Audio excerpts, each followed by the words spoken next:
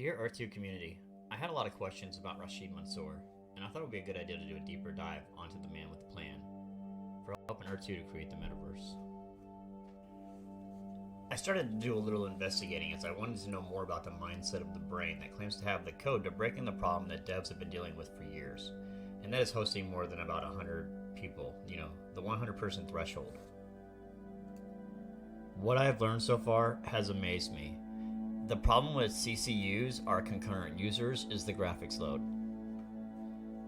Everyone knows that, right? I mean, try to play GTA 5 on an Atari. So here's where the vision comes into play.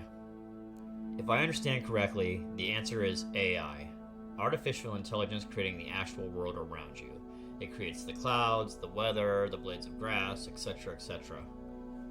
The developers can then plug into the system and load builds to be generated, taking all of the load off of the game engines and allowing many CCUs to access the servers at the same time. Booyah! Genius, right? So obviously this is a layman's interpretation, and I'm sure it's much more complicated than that, and I may be completely wrong, possibly. But this is how I believe the process works. As always, if I am wrong, please let me know in the comments, as I always welcome learning something. I think, though, it's time to directly hear from the source. Thanks, Rob, and thanks for that great introduction, and all the organizers of Twin. It's really great to be here. I think, having heard a little bit of the arguments today, what I'm about to say is probably not as controversial as I thought it might be. I think it is necessary for us to survive the future as a civilization and a species to move to the metaverse. I think that is our next frontier. And it is not space, perhaps that should come later, and this is sort of the argument for that. So if you look at the Earth, it's about 4.5 billion years old, and life is a self-replicating process, a chemical process. Its drive is to accumulate energy and matter allows it to build itself, to replicate, to spread, to propagate. If you take humans, we came from that. Humans are about 3 million years old if you look back at Australopithecus. And in that time, about 300,000 years, which is about 10% of that time, we've seen anatomically modern humans. And for 3% of that time, we've seen civilization. Civilization enabled humans to rely on one another, to be incremental in development, to build technologies that would allow us to reach further and further, to take ourselves out of the food chain. We're no longer fighting survival against predators. We are fighting a different race against each other, competing, striving for more, striving for greatness. This progress acts as a double-edged sword. We've gone through from the Stone Age to the Iron Age to the Industrial Revolution. We've unlocked nuclear power, developed the information age, built sprawling cities, built a civilization that I hear can be seen from space. Perhaps Dylan would know more about that. And as a result of this, we have taken much of the resources of the planet in order to power ourselves. Our civilization today is unchecked in our ability to expand, whereas the rest of nature has its own checks and balances. Every species fights for survival amongst others as part of that ecosystem. Humans have stepped outside of it. We are no longer chasing after our base physiological and physical needs. Instead, we try and satisfy higher level, higher order needs, psychological ones, in the pursuit of esteem and self-actualization. For example, nobody really, for physical or physiological reasons, needs a Ferrari. These satisfy certain higher order demands. In this quest to satisfy our minds, we leave spent matter in our wake. And that leads to devastating outcomes. Deforestation, desertification, wildfires increasingly brought upon by a changing climate caused by us, the overutilization of Earth's resources. The human ability to exploit the planet is ultimately unsustainable. If we achieve longevity, for example, then the problem compounds, because you no longer have death and you have more people. The ambition is not going to go away, it's intrinsic. The problem with the human civilization is scale. And it is not even about the number of humans. It is not about biomass. There are other species that beat us on both fronts, and yet they are part of a sustainable planet. Why are we different? The solution to this, to the human drive and need for more, is perhaps, as some would like to think of it, space exploration. That's largely the public rhetoric. But perhaps that's not correct. The technology for space travel has certainly advanced, and I do believe it's important. I just don't think it's the answer if you think about the timescales we're talking about and the problems that we have in front of us. Even if we were to, say, become a species that can settle on our nearest neighbor or terraform it, if we were to become an intergalactic species at some point and terraform other planets, this is a future that is really, really far out. And the science and technology behind it is highly speculative and theoretical at this stage. We're not going to achieve it in the span of a few decades, and the problems are here and now. We're more likely to solve longevity before we solve terraforming a distant planet on a distant star. Even if we were to succeed, we would introduce social and personal problems. We are not evolved and adapted to deal with relativistic concerns. So, then what is the answer, really?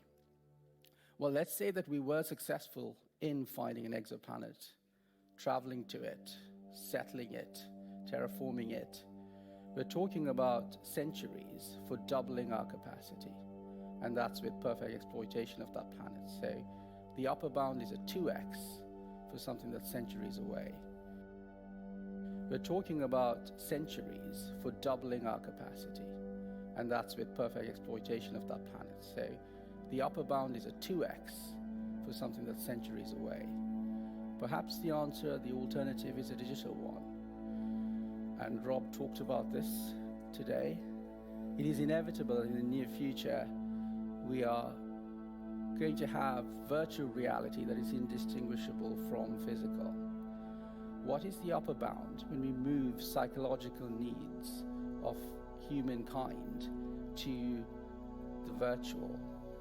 Energy becomes the prime resource with which to power those needs, not matter, not the exploitation of Earth. There's still a requirement for our base physiological and physical needs, but much of our psychological needs are satisfied through energy. And the equation for that, Einstein's mass-energy equivalence, gives us that upper bound. So it's, for a unit of matter, when converted to energy, the output is scaled by a factor of the speed of light squared. That's a number that is 10 to the 17, or close to that order of magnitude. In other words, 100 quadrillion, the number there is a bit off, but 100 quadrillion is the correct number. And that is achievable in a few decades of progress. This will lead us to a sustainable future. It's not to say that we necessarily have to fully exploit that upper bound, but a 10x, a 100x, a 1000x yield is very realistic given an upper bound that large. Technologies are already in flight and in progress to move us to this future. I mean, it's very precursory, things like VR and haptics.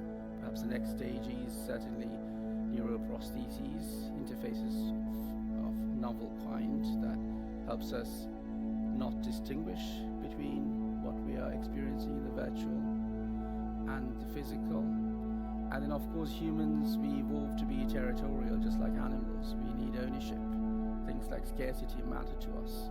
So finding a way to have digital scarcity and ownership are important, and those technologies are themselves underway. Eventually, when we are able to do this, it makes sense that our physical existence is simply tied to or optimized for the well-being of the body and for its longevity.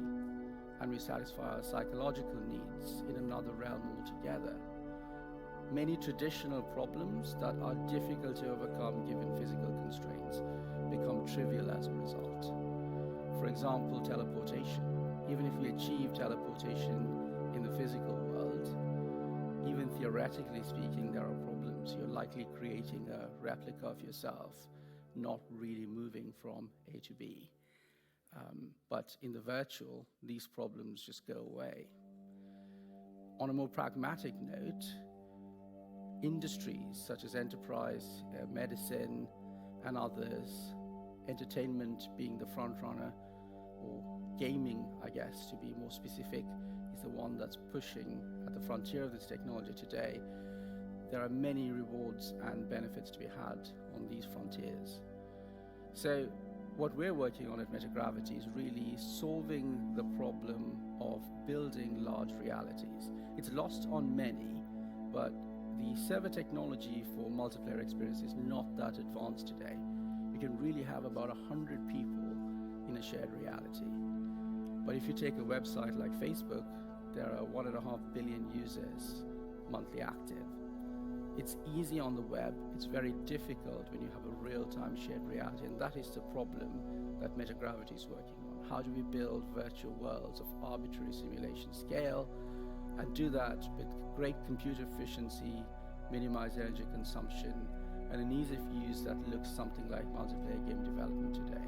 Of course, we have to extrapolate forward on all these technologies to get to the future that we're talking about here, but that is within our grasp.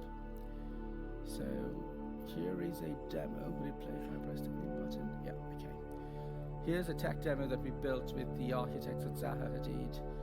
We're looking at what spaces in the metaverse may look like. The important thing here is that we've scaled this up to have tens of thousands of players in a shared reality. And we actually had to go back and forth between them. To really create enough space, the initial design was not sufficient, and we're talking tens of thousands. Here we have full causal reality, collisions, self-consistency physics, and yet it is one gigantic reality bigger than anything seen before. In 2019, with my last company, we set a record for the largest number of concurrent players, which is 14,000, and this easily leapfrogs that. We're already working on technology that's 10x of this. So with these advances, increasingly some of the fundamental problems in compute, in concurrency, and so on are becoming possible.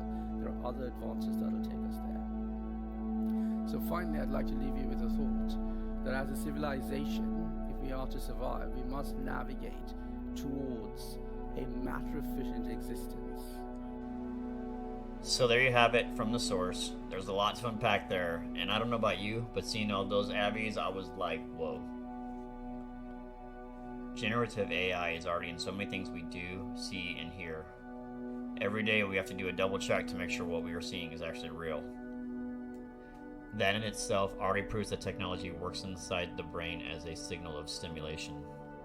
It will be interesting to see how Earth2's concept adapts into this project. But from what we've seen here at Earth2 in the Know, we understand why this partnership was chosen to play a vital role.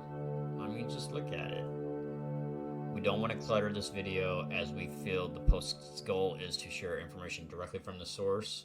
So we just want to give Rashid all his flowers and let this post be all about him, and welcome him once again to the Earth2 family. So we're just going to say thank you to Rashid for having the vision to create Metagravity, and we look forward to creating the future with you. It's time today to start prepping for tomorrow, and we cannot wait to see you in the metaverse. I gotta say it one more time, if you found this video useful, please like and subscribe. We'll love you guys forever.